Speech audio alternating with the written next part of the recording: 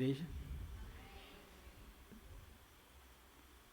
Queria que os irmãos abrissem sua Bíblia no livro de Êxodo, capítulo 33.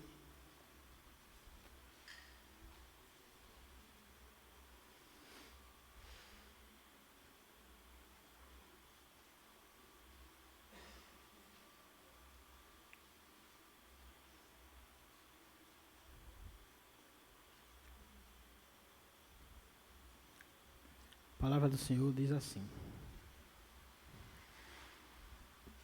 Êxodo capítulo 33, versículo de 1 a 3.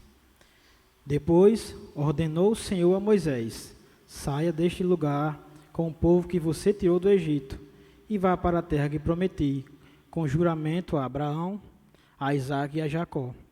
Dizendo eu, a darei a seus descendentes, mandarei à sua frente um anjo, e expulsarei os cananeus, os amorreus, os hititas, os ferezeus, os heveus, os jebuseus e os jebuseus.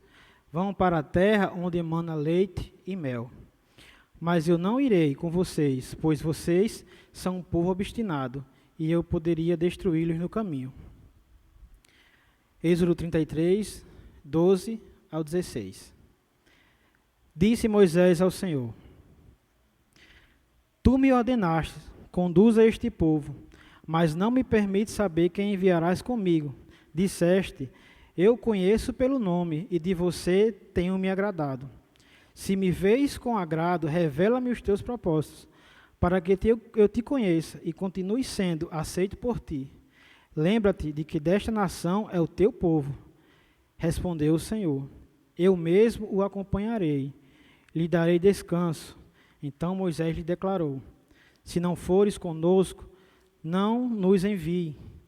Como saberá que o teu povo, que eu e teu povo, podemos contar com teu favor, se não nos acompanhares? Que mais poderá distinguir a mim e o teu povo de todos os demais povos da face da terra? Oremos. Senhor Pai amado, Senhor, em nome do teu Filho, que estamos aqui mais uma vez para te adorar, para te engrandecer, Pai. Te pedimos que a tua palavra, ela seja transmitida, assim como o Senhor tem transmitido a mim, Pai. Te peço que eu venha a ser apenas um canal, que o que venha a sair de mim venha a ser aquilo que tu queres. Que a tua palavra venha a ser um caminho, um direcionamento para esse povo. Em nome do teu Filho amado, nós te oramos e já te agradecemos. Amém.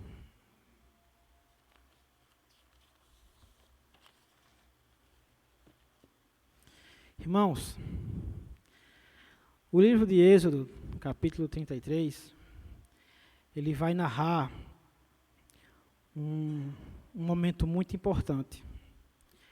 Mas antes, vamos fazer um breve resumo do que diz a Escritura anteriormente. Moisés é chamado por Deus para ir ao Monte Sinai, onde ele vai escrever as tábuas da lei.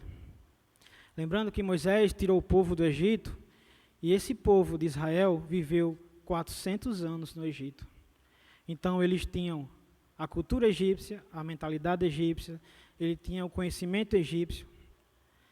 Tudo que aquele povo conhecia era ligado ao Egito.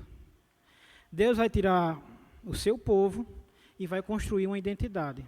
Eles vão passar 40 anos peregrinando. E nesse período, ele vai mostrando a sua lei, ele vai direcionando o povo a sua conduta, vai direcionando o povo a construir uma nação. Moisés, quando sobe ao Monte Sinai, Deus vai lhe ensinando e instruindo. Deus disse em capítulos anteriores que ele vai habitar no meio do seu povo. Diz para Moisés construir um tabernáculo.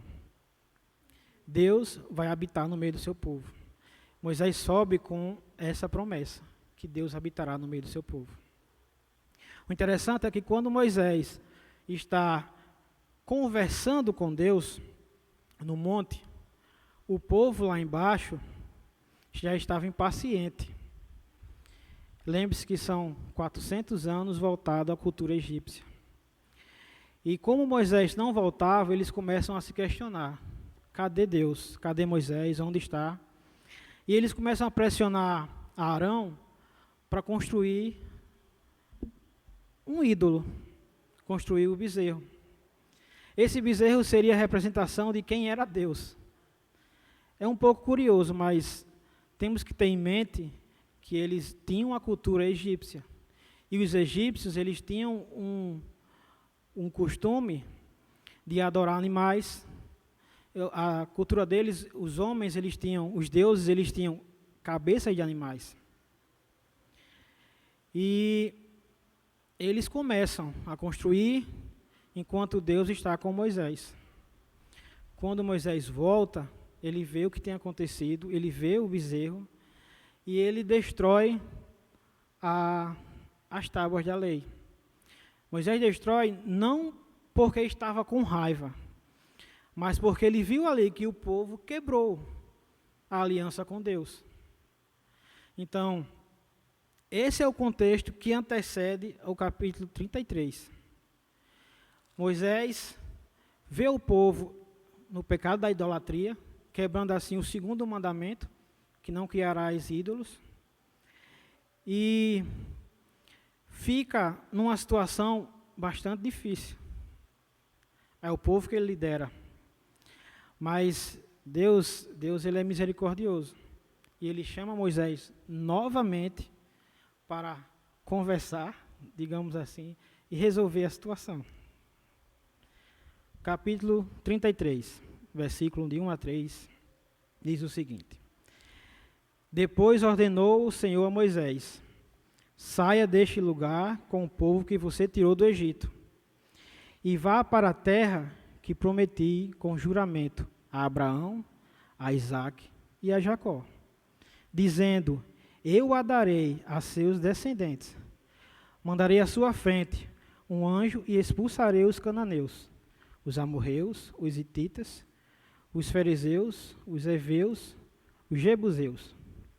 Vão para a terra onde emana leite e mel, mas eu não irei com vocês, pois vocês são um povo obstinado e poderia destruí-lo no caminho.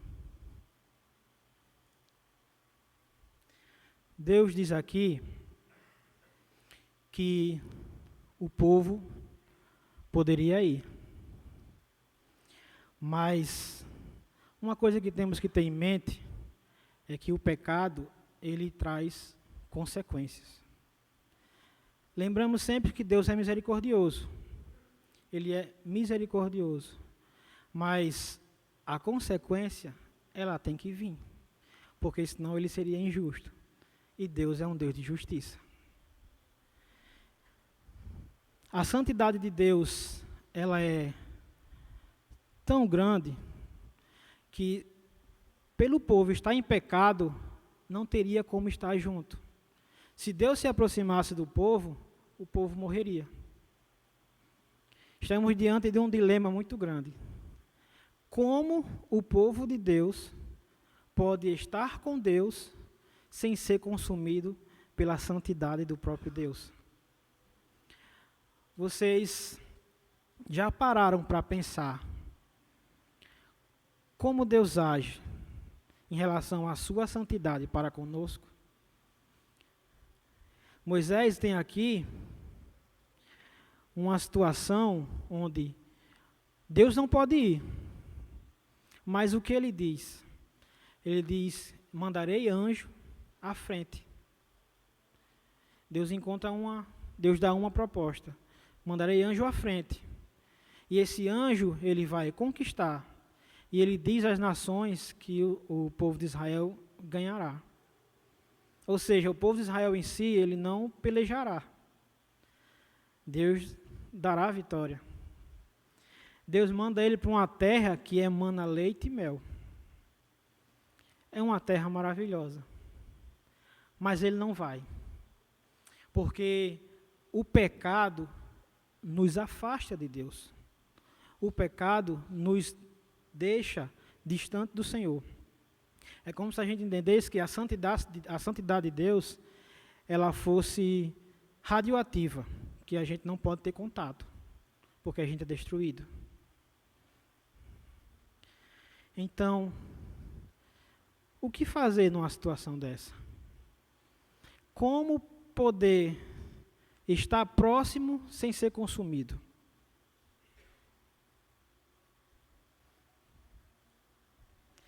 Moisés se vê na situação onde ele, digamos que o faz lembrar.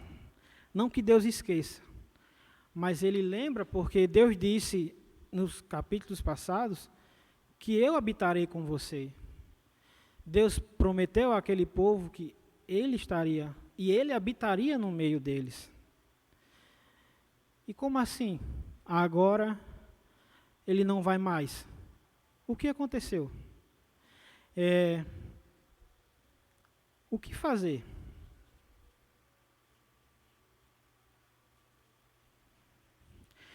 Moisés se coloca como intercessor nessa situação. Interessante que as situações adversas nos colocam em diversos dilemas. E às vezes, o que realmente nos resta é clamar, é pedir ao Senhor que Ele venha agir. Moisés diz: Senhor, se o Senhor não for, então nós não iremos. O desejo de Moisés é que o Senhor esteja. Moisés entende que a terra emana leite e mel. É uma terra maravilhosa. Eles terão conquistas. Eles serão vitoriosos. Eles terão tudo aquilo que eles desejaram. Mas o Senhor não está presente. Vocês conseguem entender o peso dessa frase de Deus para Moisés? Eu não estarei presente, porque a minha santidade não compactua com o pecado. É como se ele dissesse para você: você vai ter o seu emprego dos sonhos, você vai ter sua vida dos sonhos, você vai conseguir tudo aquilo que você desejar, mas eu não estarei presente. Eu não estarei com você. Moisés caminhou com esse povo, viu as maravilhas que Deus fez, viu o agir de Deus, viu o mover de Deus, viu o que Deus construiu nesses 40 anos. E agora ele se depara com: eu não estarei presente. Eu dou a vitória. Eu dou o que você precisar, mas eu não estarei presente. A gente vive num mundo hoje onde o material ele é muito mais importante do que a essência das coisas. Coisas são melhores que pessoas. E Moisés entende aqui que não há nada, e olha que estamos falando sobre Deus, não há nada que Deus, de coisas que Ele venha nos dar, que seja mais importante que a sua presença. Moisés se coloca como intercessor, clama, porque ele entende que não existe o povo de Deus sem Deus. Não existe uma Israel sem Deus. Não existe o povo da aliança sem Deus. Uma reflexão que eu faço é em relação à nossa vida. Nós como cristãos. Você existe sem Deus? Somos um povo que realmente é conhecido pelo nosso Deus? Temos buscado ser o povo de Deus? Se Deus tirasse a sua presença, mas lhe desse tudo, você aceitaria? Talvez muitos aqui digam que não. Mas, infelizmente, e eu digo isso com uma tristeza muito grande no meu coração, mas, infelizmente, muitos de nós agimos como se as coisas são mais importantes do que Deus. Dizemos que amamos a Deus, dizemos que queremos estar com Deus, mas na prática e no nosso cotidiano, Deus não está lá. Nossa conduta nos mostra o contrário. Temos que ser o povo de Deus.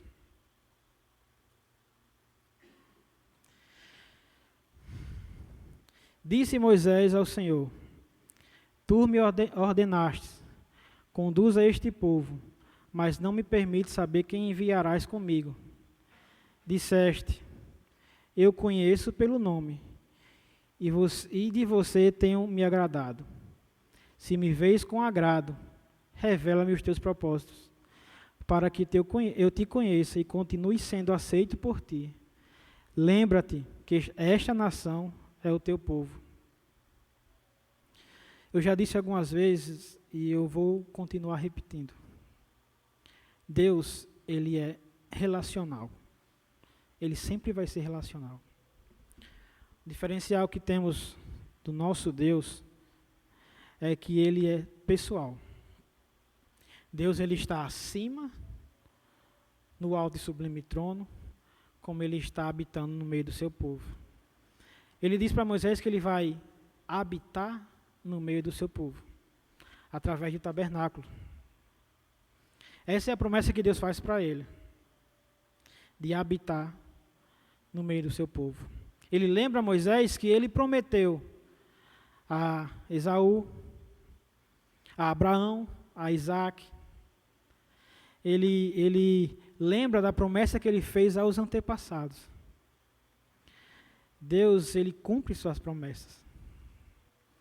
Talvez não seja na sua geração, mas ele cumpre suas promessas, porque ele é fiel. Tu me ordenaste, conduze a este povo, mas não me permite saber quem enviarás comigo. Disseste: Eu conheço pelo nome, e de você tenho me agradado. Deus conhece Moisés pelo nome. Deus, ele se agrada de Moisés. Lembrando que estamos aqui num contexto de idolatria. E Deus se agrada de Moisés. O que é que eu posso tirar para a minha vida? Somos falhos, somos pecadores, somos idólatras. Daquela geração para a nossa, nada mudou. Só mudamos em que depositamos nossa idolatria. Às vezes colocamos nossa idolatria no trabalho, às vezes colocamos nossa idolatria em redes sociais, às vezes colocamos nossa idolatria em casamentos, às vezes colocamos nossa idolatria no estudo. Lembre-se, não que sejam coisas ruins, mas quando você coloca qualquer coisa acima de Deus, é idolatria. Você tira o lugar que é de fato do Senhor e coloca uma coisa que é perecível, alguém que vai finalizar. Você troca o curto pelo eterno. Você troca aquilo que é de mais perfeito pelo imperfeito. Somos assim. Essa é a nossa natureza. Mas, mesmo assim, Deus nos conhece. E Ele chama pelo nome. É muito agradável você saber que Deus lhe conhece. Em meio a tantos Deus lhe conhece. Quando você olha o universo, você vê como ele é magnífico. E a palavra já diz que Deus conhece cada estrela. Tudo que existe, Ele chama pelo nome. Então, quando você vê uma grandiosidade dessa, e olha para você, você fica, que maravilha, porque eu sou insignificante. Por mais que digam aí fora que você é a pessoa mais incrível do mundo, eu não estou aqui para acabar com sua autoestima, mas você não é. Mas mesmo assim, Deus chama pelo nome. Deus lhe traz para perto. E Moisés continua dizendo que lembra-te que esta nação é o teu povo. É um dos momentos que eu acho mais forte aqui, irmão. Como eu disse, não que Deus fosse esquecer, mas essa é a nação do Senhor. Se você tirar Deus da nação, o que vai sobrar? Se você tirar de nós quem somos em Deus, o que nos resta? Qual a nossa identidade se não for no Senhor? Quem seríamos nós se não fosse Cristo em nossas vidas? Moisés entende que sem Deus nada adianta. Eu não vou a lugar nenhum. Porque se eu for ali e o Senhor não está, o que é que eu vou fazer? Se o Senhor não está, se a gente entender que a nossa vida tem que ser regida pela vontade do Senhor, se a gente entender que nossa vida tem que ser guiada pelas mãos de Deus, pelo querer de Deus, a gente viveríamos muito melhor. Eu não estou dizendo que a gente não teríamos sofrimento, mas a gente tem um Consolador. A gente tem aquele que vai suprir nossas necessidades. Temos aquele que nos conhece, que nos ampara, que nos ensina a sermos quem somos. Gente, isso é muito grandioso. É uma das coisas que mais me dói. É ver que temos um Deus tão presente. Temos um Deus tão junto de nós. Tão nosso, vamos dizer assim. E a gente se perde com tanta besteira. A gente vai atrás de tanta porqueira. A gente abre mão de momentos de estar na casa do Senhor por coisas tão supérfluas. O que é maior que a eternidade?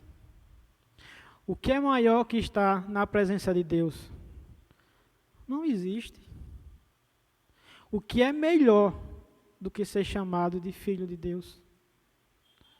Me diga se tem alguma coisa maior que isso. Eu não conheço. E eu busquei muita coisa. Eu fui atrás de muita coisa. E eu não encontrei. Assim como eu sei que cada um aqui. Moisés entende que sem o Senhor não somos nada.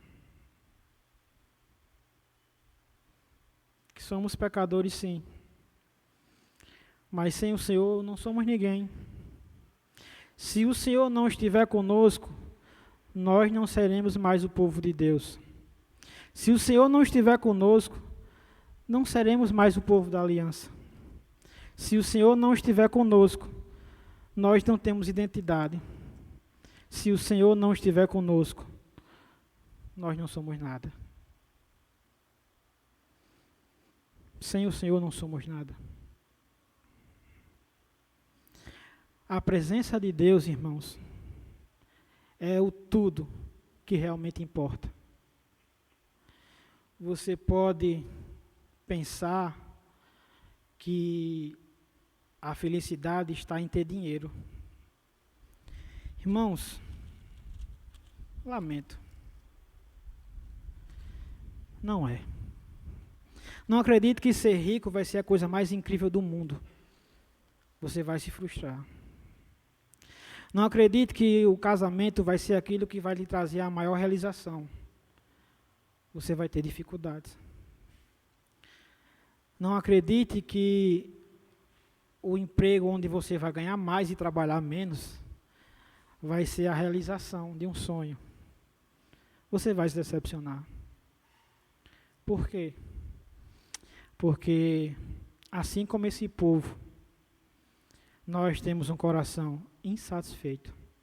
O nosso coração anseia sempre por mais. Anseia sempre por mais. Não adianta. Temos uma alma sedenta. Por quê?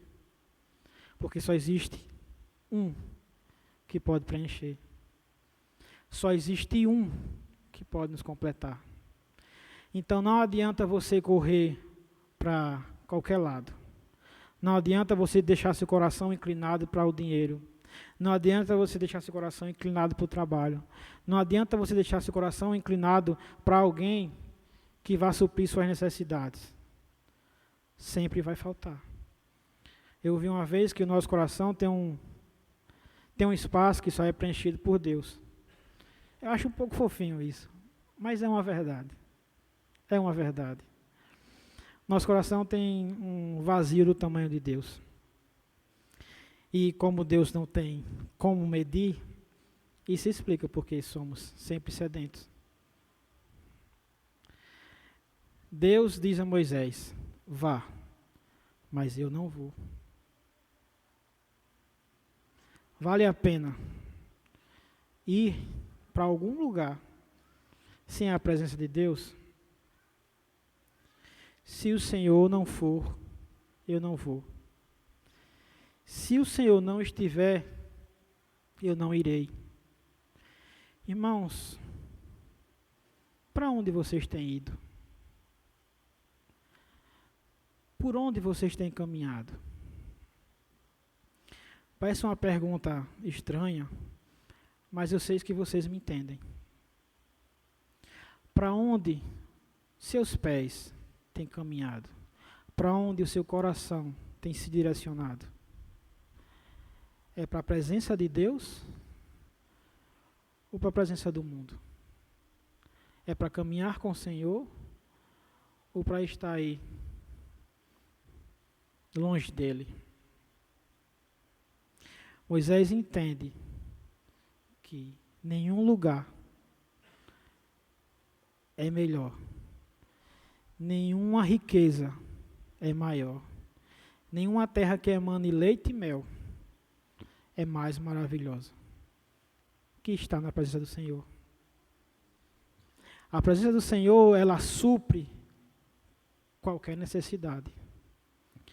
Ela supre qualquer dificuldade. Ela supre qualquer vazio.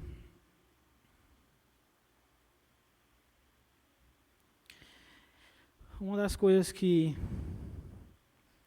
a gente vê aqui é que estar sem Deus é uma das piores coisas. E o interessante é que você vai ver que a definição de inferno não é lava, não é enxofre, não é fogo, é a ausência de Deus. A definição de inferno é a ausência de Deus. Quantas pessoas já estão no inferno porque não têm a presença de Deus? É forte. Você entender que não é um lugar, mas sim a falta de alguém. A pior coisa que existe é Deus nos entregar a nossa própria sorte. É estarmos longe da presença de Deus.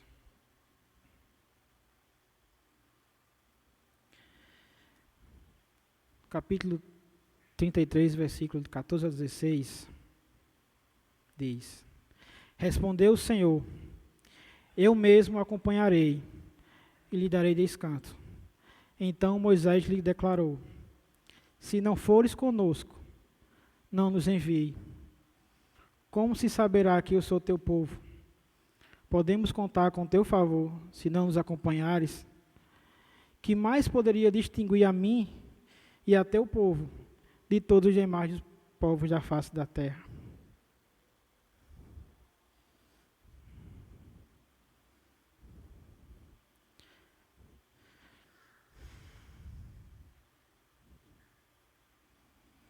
Se Deus não for conosco,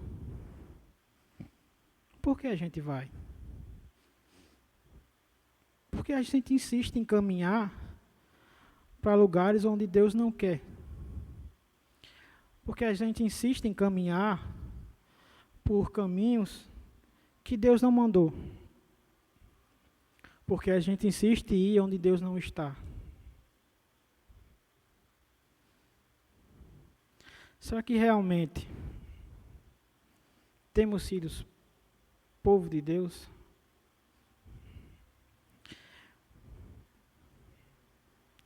Que mais poderia distinguir a mim e a teu povo de todos os demais povos dessa terra? O que nos faz diferente, irmãos? O que é que nos diferencia? O que é que nos diferencia daqueles que não creem? O que é que nos diferencia dos que confiam em Buda? O que é que nos diferencia daqueles que acreditam nos astros, em Alá, Shiva? O que é que nos diferencia? É porque são vários deuses ou porque são deuses diferentes? São formas diferentes de crer? O que é que nos faz diferente? Se eu perguntar a você, se eu escolher alguém aqui e perguntar, o que lhe faz ser povo de Deus? Você saberia me responder? Se eu lhe perguntar o que é que te faz diferente dos demais, você poderia me responder? Ser cristão não é um rótulo, não é um título, não é um clube onde a gente pode se reunir e querer mostrar que somos melhores que os outros.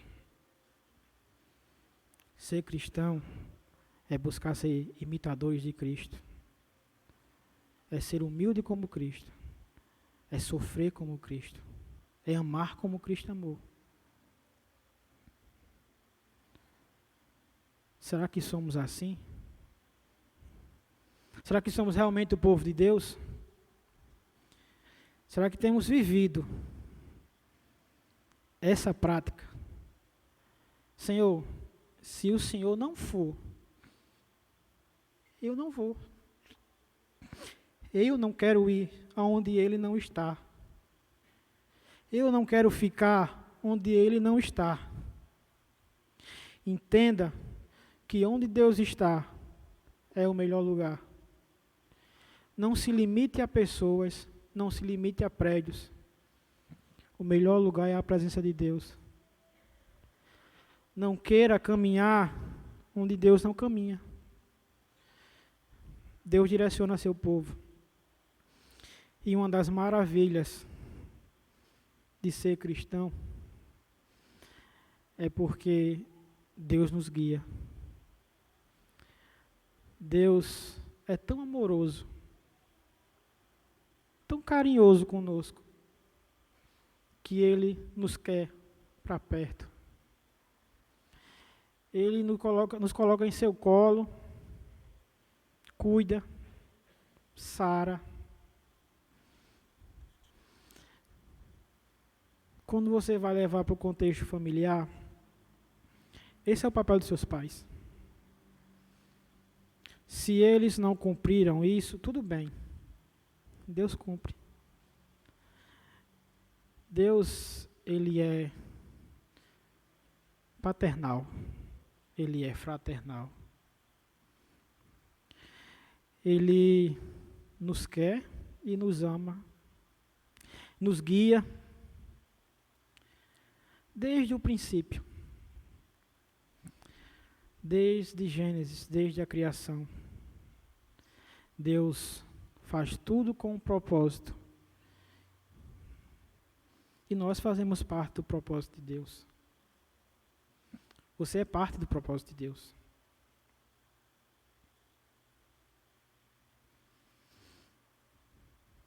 Se o Senhor não for, eu não vou. Se o Senhor não estiver, eu não irei.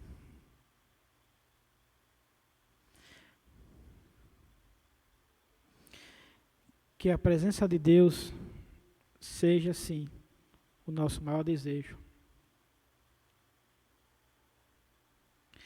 Moisés diz que se o Senhor não for, daqui não sairemos. Se o Senhor não for conosco, não sairemos daqui. Por quê? Porque aqui é o lugar que devemos estar. E eu digo aqui, não estou me limitando ao prédio. Eu digo aqui, a presença do Senhor. É esse o lugar que devemos habitar. É esse o lugar que devemos mais desejar. Moisés, ele clama não só por si, mas pelo povo. Porque Moisés era um líder. Moisés, ele tinha preocupação com aquele povo, que era o povo de Deus. Você como irmão, você se preocupa com seu irmão? Você tem a preocupação de fazer da vida do seu irmão melhor? A Bíblia nos ensina que a necessidade maior em relação ao homem é o outro e não a si mesmo. Temos que ser um povo que somos diferenciados por amar o próximo, por amar aquele que nos faz mal, por querer o melhor daquele que não está nem aí para a gente. Não é ignorar as situações, é aprender com Cristo, da outra face. É aprender com Cristo, amar o inimigo. É aprender com Cristo, perdoar 7 vezes mais. Interessante que o tabernáculo que vai ser construído é uma representação de quem é Cristo. Deus diz, eu habitarei com vocês. Eu estarei no meio de vocês. Essa é a promessa que ele fez para esse povo. É a promessa que ele cumpre em nós. Deus habita na sua igreja. Deus habita no meio do seu povo. Não precisamos mais de tabernáculo. Não precisamos mais de um sacerdote, porque temos o supremo sacerdote. Temos o supremo sacerdote, temos o Cordeiro perfeito. Temos a entrada. Tudo isso é Cristo. Todas essas situações apontam para Cristo. O que nos faz diferente do povo aí fora é porque temos o Senhor, porque temos Cristo. Esse é o nosso maior diferencial. É saber que na angústia temos Cristo. Na alegria temos Cristo. Na tristeza temos Cristo. Na bonança temos Cristo. Não importa a situação que você viva, temos Cristo. Esse é o nosso diferencial. E por isso que temos que ser um povo que ama o próximo. Porque temos o amor em sua forma mais perfeita. É por isso que temos que ser diferencial. Porque temos aquele que ama incondicionalmente. Temos aquele que cuida incondicionalmente.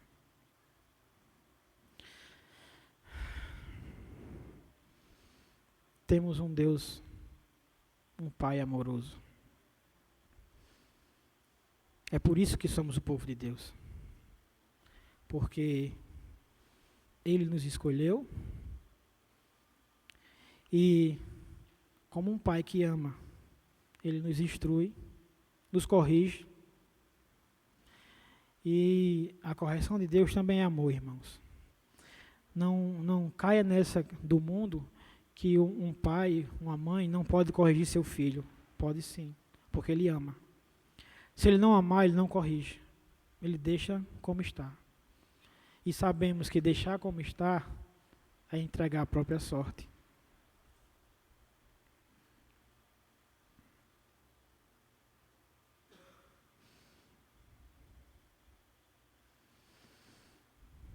O apóstolo Paulo, em Romanos, diz que a pior coisa que pode acontecer conosco é Deus nos entregar as nossas vontades.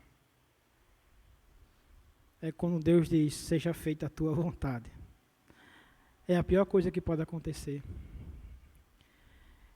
Ter uma vida sem Deus é a pior coisa que nos pode acontecer.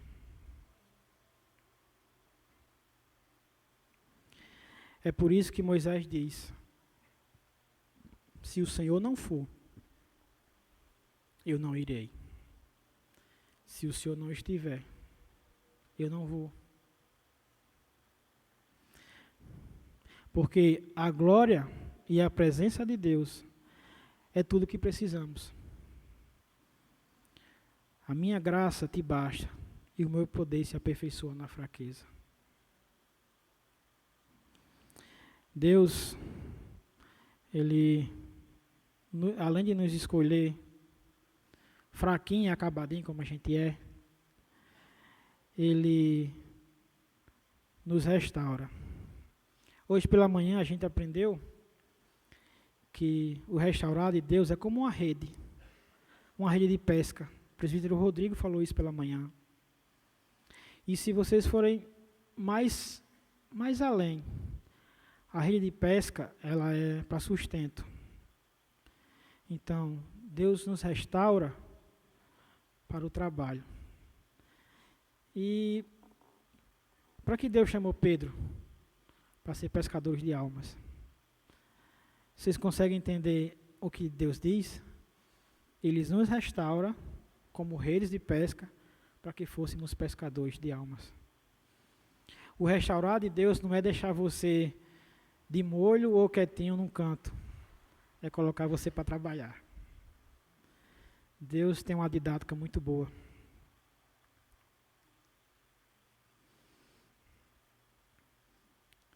Por isso que somos restaurados e por isso que o seu poder se aperfeiçoa na nossa fraqueza. Porque quando você olha para o povo de Israel, não era um povo mais interessante da história. O povo de Israel não era um povo forte, não era um povo perspicaz, não era um povo guerreiro em si, mas Deus quis, porque Ele fez aliança com um homem. E assim é conosco. Deus nos quer, Deus nos escolheu, não por nossas qualidades, não porque somos as pessoas mais incríveis ou mais maravilhosas, mas porque Ele escolheu. Ele quis. E Ele quis, porque Ele é o eu sou. E por querer, Ele cuida. Por querer, Ele direciona. Por querer, Ele nos molda. E por nos querer, é que Ele mandou seu Filho, para que pudéssemos voltarmos uma relação com Ele. Porque lembre-se, lá no início, o pecado nos afasta do Senhor. O pecado nos deixa distante do Senhor. E por Ele ser santo, não tem como estar conosco. Mas Ele envia seu Filho, para que através dele possamos ter essa relação. Para finalizar, irmãos, lá no início, que eu falei a vocês, Moisés sobe no monte e Deus vai dizer a punição daquele povo. Mas até agora eu não falei punição nenhuma.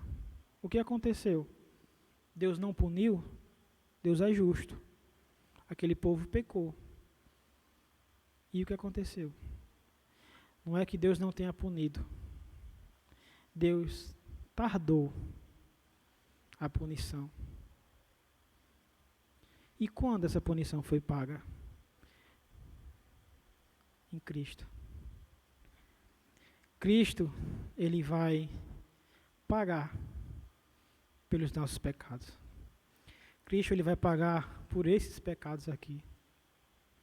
Cristo, Ele vai pagar pelo meu, pelo seu, pelo de cada um que está aqui. Melhor dizendo, Cristo pagou. E por isso que estamos aqui hoje. Em Cristo, fomos perdoados e sarados. Nosso pecado transpassou Cristo. Ele foi moído por nossas iniquidades. Mas o castigo que nos traz a paz estava sobre ele. E pelas suas pisaduras fomos sarados.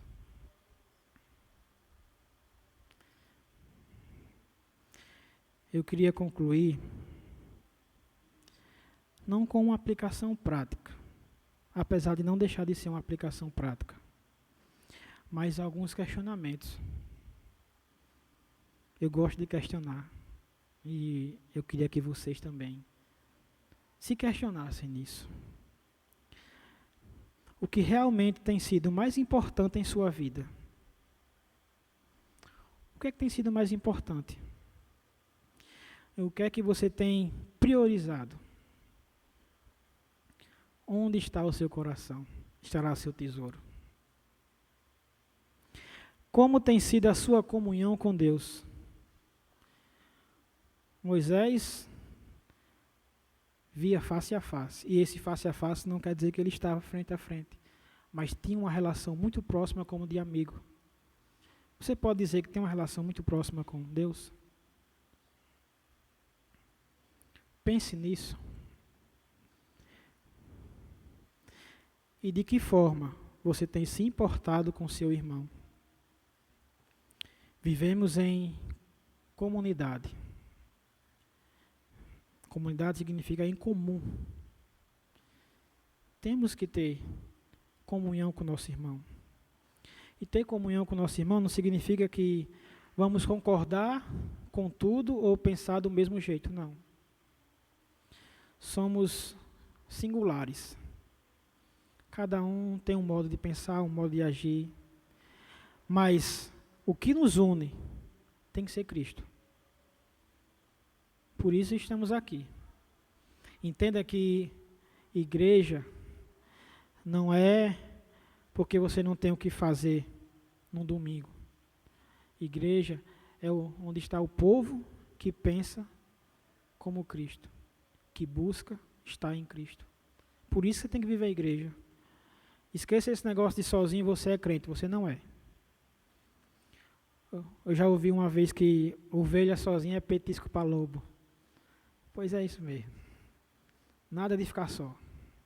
Comunhão é estar no corpo.